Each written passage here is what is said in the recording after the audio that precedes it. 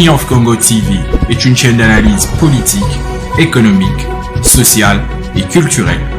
Congolais de partout, aimez votre chaîne, abonnez-vous, likez et activez la notification. Vous voulez avoir l'information? Triomphe.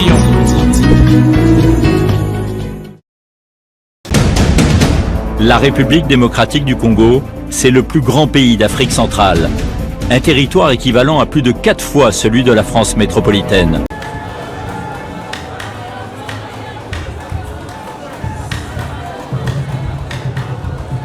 C'était au cours d'une grande messe politique de ce vendredi 14 avril que les grands leaders politiques de l'opposition, à savoir Delis Sesanga du parti politique Envol, Martin Fayoulou Madidi de l'ESID, Matata Pogno Mapon du leadership et gouvernance pour le développement et Moïse Katumbi Chapwe de Ensemble pour la République ont décidé de mettre leurs forces politiques ensemble afin de sauver la République démocratique du Congo du chaos qui lui guette pendant cette période préélectorale.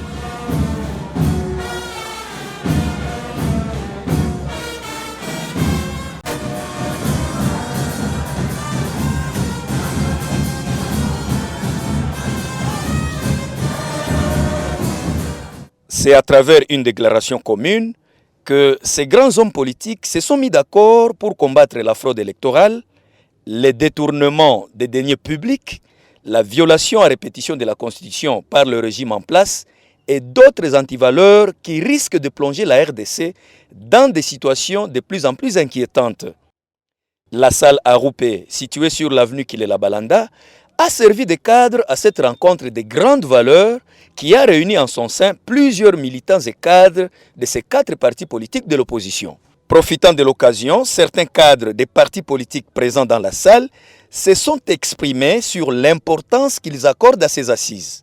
C'est le cas de Christian Mwandon Simba de Ensemble pour la République. Si chaque candidat de l'opposition particulièrement va de manière isolée, il n'y aura pas de transparence dans les élections, il n'y aura pas d'équilibre et d'égalité au niveau des candidats parce que vous savez ce que la CENI est en train de faire, la composition de la Cour constitutionnelle et autres qui sont autant des facteurs de risque pour ces élections-là.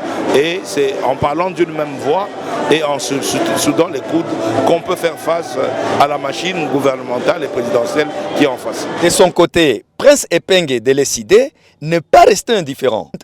Il a, quant à lui, évoqué l'importance de cette rencontre pour le bien-être de la population congolaise qui, comme tout le monde le sait, croupit dans la misère. Les leaders politiques majeurs de l'opposition, le président élu Martin Fayoulou, le président Moïse Katumbi, le président Matata, honorable Delis Sesanga et Dr Mkwege, nous nous sommes dit qu'il faut qu'on se retrouve dans cette ville historique de Kisanga et de Lubumbashi pour discuter principalement comment anéantir la fraude électorale qui se prépare. Pour élucider la chose, ces 4 leaders de l'opposition ont formulé plusieurs recommandations, d'abord au gouvernement de Kinshasa, à la CENI, aux 2 chambres du Parlement et même à la population congolaise en général pour une prise de conscience collective avant les élections de décembre 2023. La lecture de cette déclaration commune, c'est avec Olivier Kamitatu, directeur de cabinet du président Moïse Katumbi Chapwe. Convaincu que la révision de la loi électorale ainsi que la désignation des membres de la commission électorale indépendante de CENI et de la Cour constitutionnelle se sont déroulées en violation flagrante de la Constitution, des lois et règlements en vigueur. Convaincu que le processus d'identification et d'enrôlement des électeurs en cours est un fiasco qui ne peut nullement conduire aux élections transparentes, impartiales et apaisées. Après cette lecture combien riche et applaudie par les participants, le moment est venu de la signature tour à tour de la dite déclaration par ces 4 leaders de l'opposition dans un climat de confiance.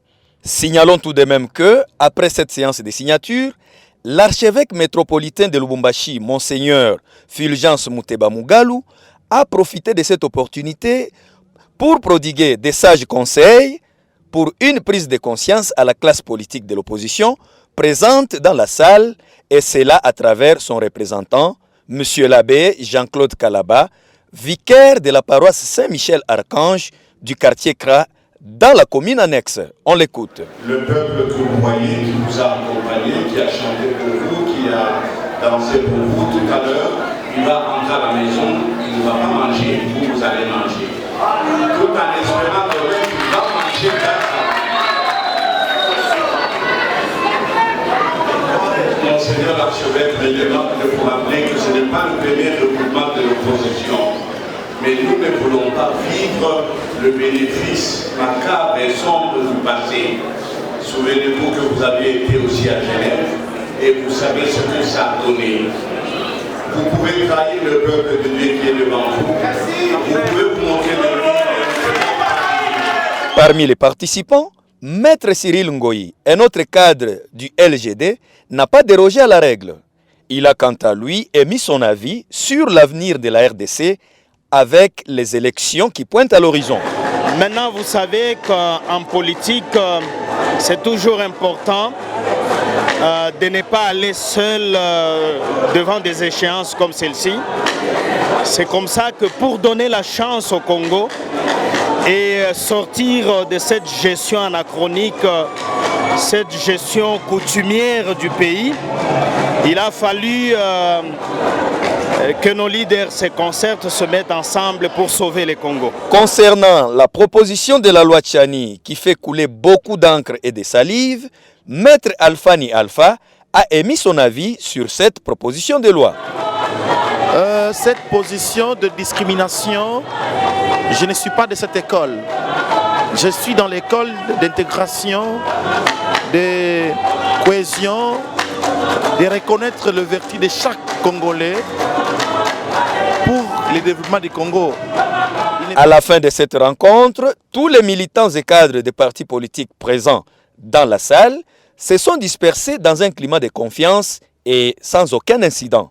Rappelons tout de même que c'était en 2018 à Genève que Moïse Katumbi, Vital Kamerhe, Félix Antoine Tshisekedi Tshilombo, Martin Fayulu Madidi, pour ne citer que ceux-là, se sont réunis pour désigner un candidat unique de l'opposition.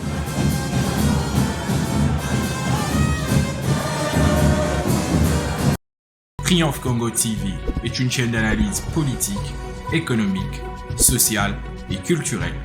Congolais de partout, aimez votre chaîne, abonnez-vous, likez et activez la notification. Vous voulez la bonne information? Triomphe.